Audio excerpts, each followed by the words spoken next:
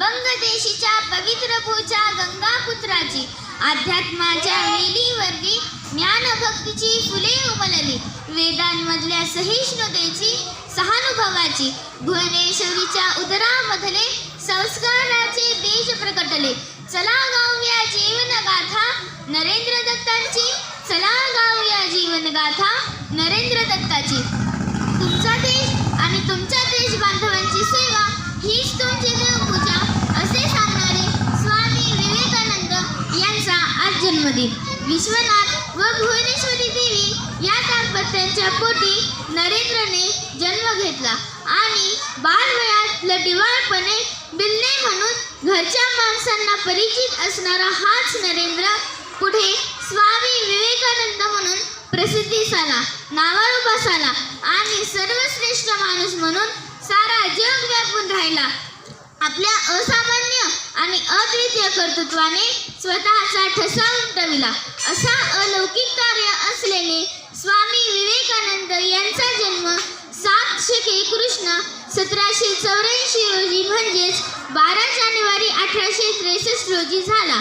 12 जानेवारी 1863 हा दिवस 9व्या बंगाली महिन्याची पौष सप्तमी होती.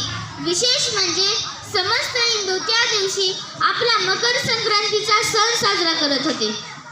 संपूर्ण देशातील हिंदू धर्मियांच्या ध्यानीमनीही नसेल की आज हा पवित्र सण साजरा करत असताना आपण एका महापुरुषाच्या जन्मघटिकेचे स्वागत करत आहोत.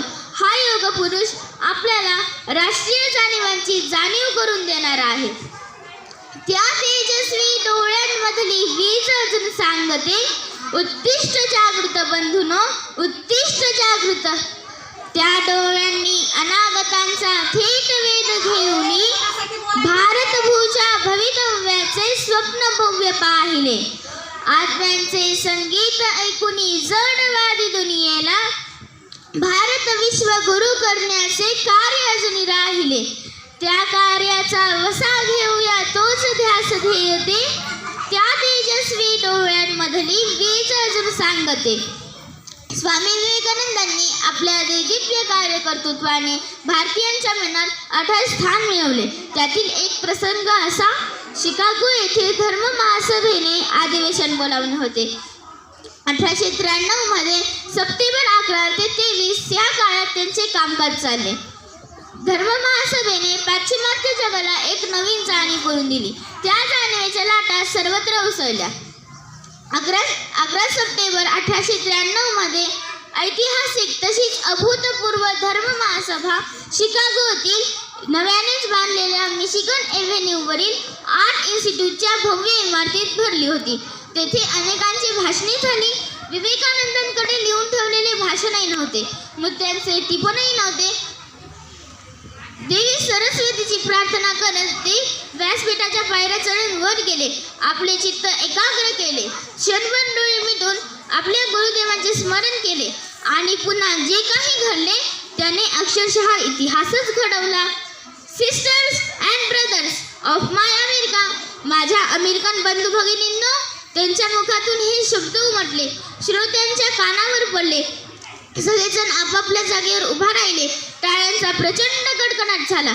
त्या टाळ्या नव्हत्या, अक्षरशः मेघगर्जनाच होती. श्रोत्यांनी भरलेला तो खच प्रशस्त हॉल टाळ्यांच्या आवाजाने दणाणून गेला. 2 मिनिटे पूर्ण झाल्यावर टाळ्या थांबल्या. अमेरिकेने पहिल्यांदाच स्वामी विवेकानंदांचे स्वागत इतक्या अभूतपूर्व उत्स्फूर्ततेने केले, कारण स्वामीजींनी सर्वांना बंधू भगिनी या नात्याने जोडून घेतले होते. विश्वबंधुत्वावर भाषण न करता आपल्या बोलण्यातून, भावनेतून, कृतीतून ते साकार केले आणि हजारो लोक विवेकानंदांचे शिष्य बनले. जाज्वल्य राष्ट्राभिमान, बाह्यभूमीवर अंतःकरणातून जीवापाड प्रेम करणाऱ्या स्वामी विवेकानंदांनी युवाशक्तीला सुंदर मौलिक विचारांची देणगी दिली. विवेकानंद म्हणतात, उठा, जागे व्हा आणि उत्तिष्ठ साध्य होईपर्यंत थांबू नका. मी विवेकानंदांना शतशः विनम्र अभिवादन करून माझे 2 शब्द संपवते. धन्यवाद.